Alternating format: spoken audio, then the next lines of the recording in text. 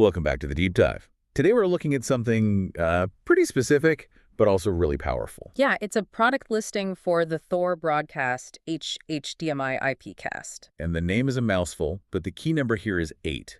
This one box takes in 8 different HDMI video sources. 8, which is a lot. So our mission today is to figure out how one piece of hardware juggles all that video and, why they pitch it as an inexpensive solution when it sounds incredibly complex. Well, the scale is the first thing that just jumps out at you. It's a single unit that takes 8 separate HDMI sources. And it handles HTTP, right? The copy protection. It does, Right. which is crucial. It means you can plug in a feed from a cable box, a PC, basically any protected source, and it'll just work. Okay, so let's break this down. You have 8 HD video feeds plugged in.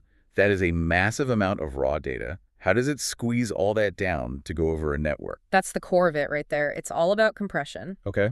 It uses MPEG-4 AVC, which, most of us just know as H264. The standard, the thing that makes internet video possible. Exactly. For audio, it's using things like LCAAC or HEAAC. It's all about making those files small enough to stream efficiently. And you get a lot of control over that compression. It's not just a one-size-fits-all thing. Not at all. You can set the resolution from full 1080p at 60 frames a second all the way down to standard definition. Yeah. And you can control the bit rate, too, from like 1 Mbps up to 13 Mbps. Choosing between CBR and VBR, constant or variable bit rate. Right. So you can decide if you need a predictable stream size or if you want to prioritize quality. It's like managing traffic on 8 different highways at once. So now you have these 8 perfectly compressed individual streams. This is where the IPCast part of the name comes in, I assume. Where does it send them? And this is really the hidden magic of the box. It's not just an encoder. It's a full-on IPTV streaming server. So it broadcasts them itself. It does, and it speaks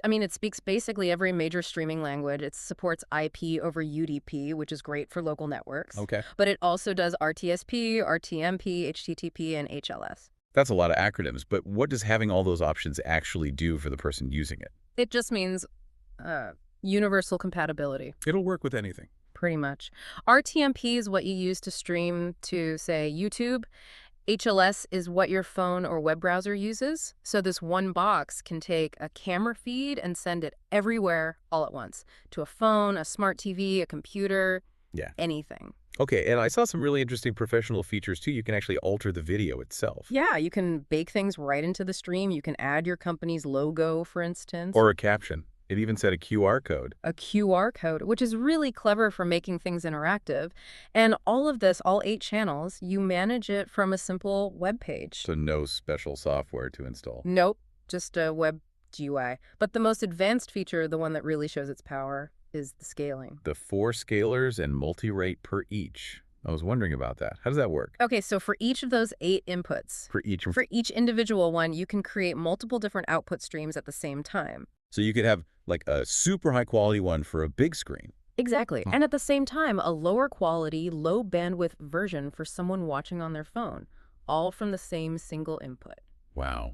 And that really explains the price point, doesn't it? I Yeah. think it was listed around $4,300. It does, because you have to think about what it replaces. It's not one device. It's like 8 separate encoders plus a dedicated server. So you're saving a ton on rack space, power, setup time. Precisely.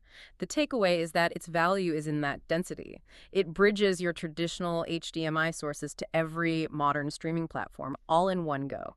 So here's a final thought for you to chew on. That's support for both HD and SD resolutions. That's not just about being backwards compatible. No, it's about being flexible. Right. It means this one box can serve your brand new 4K displays and, at the same time, feed a signal to some old legacy equipment in the back. It's not just about combining data. It's about being the strategic brain for a whole complex video setup that spans different generations of technology.